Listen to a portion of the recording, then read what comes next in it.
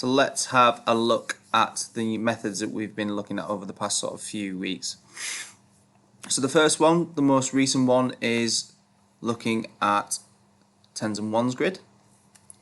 So we're looking at the value of each numbers. So 22, we have 2 ones, 2 tens.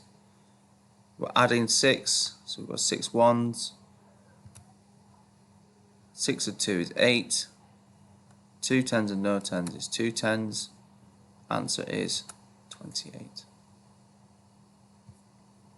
So we've also been looking at addition and using the tens and ones grid where the ones are more than 10. So remember, T and the O, partition the number, add the ones first. When we're adding the ones first, make 10, then add the rest. Add the rest of the tens and put it back together. So 15 at 8, put 15, 5 ones, 10. We need to make this 10.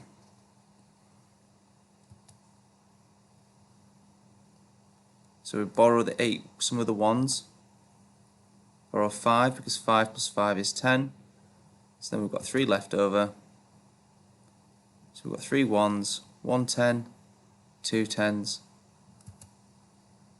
2 tens and 3 ones, 23. So now we're going to look at 100 square. We've got the number square there, 1 to 100. We've got the sum here, 18 add 16. So we're going to start with number 18, which I have coloured in.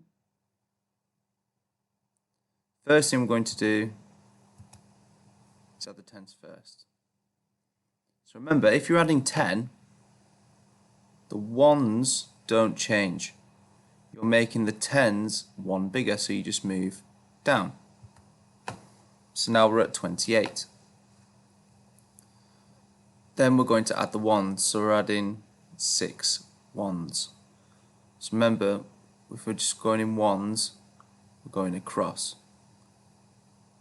So 1, 2. Now remember, once we get to 30, we do a big jump, so 3 to 31, 4, 5, 6. We've landed on number 34, so 18 add 16 is 34. Another method that we can use to work out addition is looking at just the tens and ones. But rather than putting them into a grid, we can just do a simple sort of loop. So when I add the ones here, from 32 add 16, 2 add 6, and then we're adding the tens. Sorry, 2 add 6 is 8, then we're adding the tens, so 3 tens and 1 10, 4 tens, 4 tens, 8 ones, 48. Same again with this one, adding the ones. 4 ones and 1 1 equals 5 ones, 5 ones, 5 tens and 1 10 equals 6 tens, 6 tens, 5 ones equals 65.